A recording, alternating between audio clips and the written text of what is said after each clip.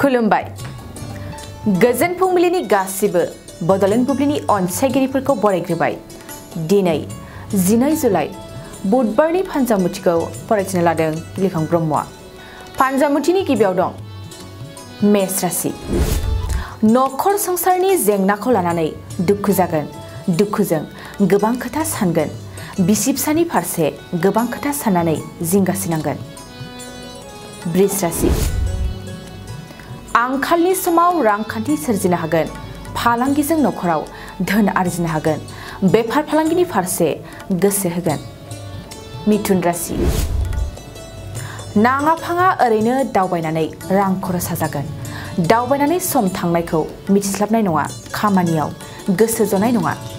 कर्कट राशि गोसोनि साननाय हनायफ्रा उरां फारां जागोन गोसोआ दिदोम जानाय नङा मोनसे थांखिजों थांनो गोसो जानाय नङा सिंह राशि गोसोआव गोबां थुलुंगानाय फैगोन गोसो जानाय जायखिजाया खामानिखौ मावनो लुबैगोन साननायफ्रा जाफुंसारनो हागौ कन्या राशि नोंथांनि थाखाय मोजां सान जानाय नङा जायखिजाया खामानिफोरखौनो खस्थ'यै मावनांगोन देहायाव गोबां खस्थ' मोनगोन तुला राशि गोसोनि साननाय हनाय बोलोआ लोरबां जागोन गुबुनजों फेर फाथिनो हानाय नङा बादायलायनायफ्रा गेजेन जागोन वृश्चिक राशि दिनै नोंथांनि थाखाय समनि आंखाल जागोन खामानिनि थाखाय गोबां थांलाय फैलाय खालामनांगोन समनि थासारिखौ मिथिस्लाबनाय नङा धनु राशि सांग्रां जा खामानिफोरखौ सानै हयै मावनांगोन जाथावै लामाजों आगान सुरनो साननाय गोसोखौ होबथानो दाबाव मकर राशि फिसा जेंनानि थाखायनो बिसि फिसायनि गेजेराव नांलायनाय जागोन दावराव दावसिजों सोमोन्दोआ गाज्रिसिन जागोन दुखुखौ गोबाना लानांगोन कुम्भ राशि गोसोआ जेरावबो गोजोन मोननाय नङा गोसोनि खोथाखौ गुबुननि सिगाङाव फोरमायनो गोब्राब मोनगोन उसुखुथु गोसोजों समखौ बारहोनांगोन मीन राशि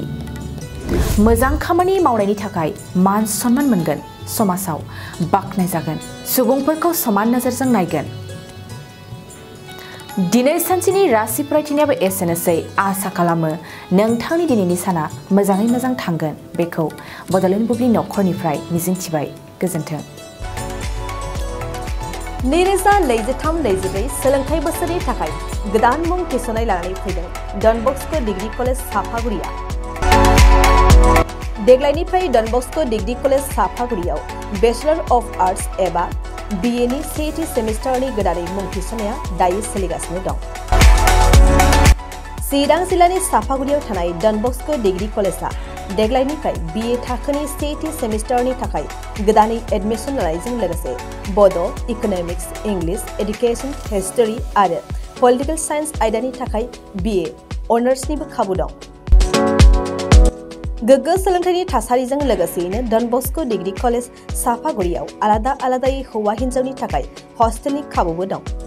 जुदि फरायसाफोरा डन बस्को डिग्री कलेज साफागुरियाव BA सेथि सेमिस्टारनि थाखाय गोदानै एडमिशन लानायनि सायाव आबुं बाथ्राखौ मिन्थिनोब्ला नैबे मबाइल नम्बर 9365519559 आव थोंजों सुला लानो हागोन